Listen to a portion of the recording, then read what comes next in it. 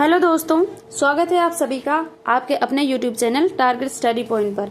अगर आप BA first semester के स्टूडेंट हैं और राजनीतिक विज्ञान यानी पॉलिटिकल साइंस पढ़ रहे हैं तो ये वीडियो आपके लिए बहुत काम की होने वाली है।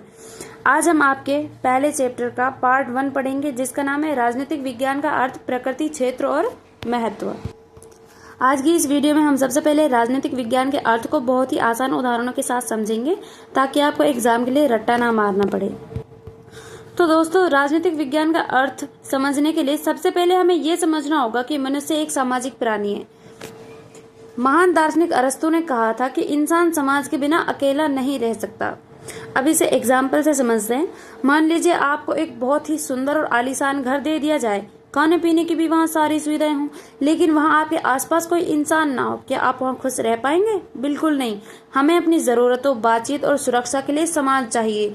और जब बहुत सारे लोग समाज में साथ रहते हैं तो आपस में लड़ाई झगड़े ना हो, इसके लिए नियम, कानून और सरकार की भी जरूरत पड़ती है। बस इसी पूरी व्यवस्था को समझने को हम राजनीति कहते हैं।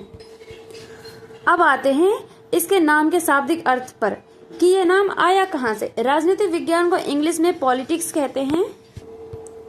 यह सब यूनानी भाषा के पोलिस यानी पोलिस शब्द से बना है। पोलिस का मतलब होता है नगर, राज्य।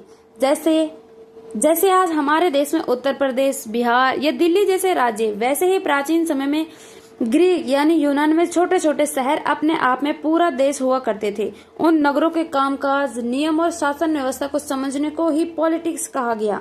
विद्वानों ने राजनीतिक विज्ञान के अर्थ को 2 तरीकों से समझाया है। पहला, परंपरागत दृष्टिकोण। ये पुराना तरीका है।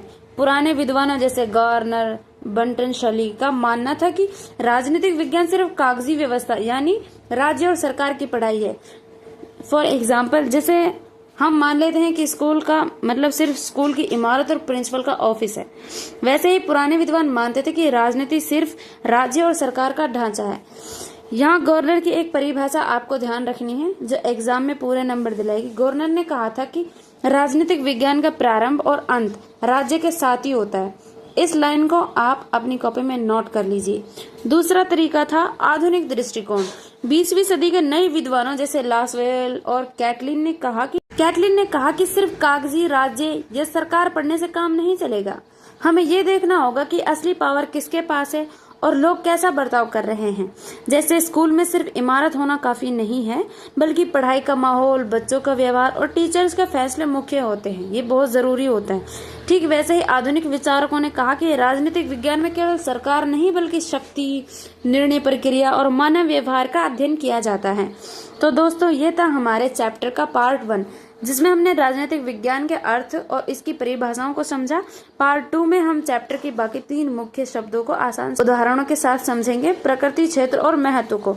अगर आपको टारगेट स्टडी पॉइंट का ये लेक्चर पसंद आया तो वीडियो को लाइक करें और दोस्तों के साथ शेयर करें और अपने चैनल टारगेट स्टडी पॉइंट को सब्सक्राइब जरूर करें। मिलते हैं पार्ट 2 में। धन्यवाद।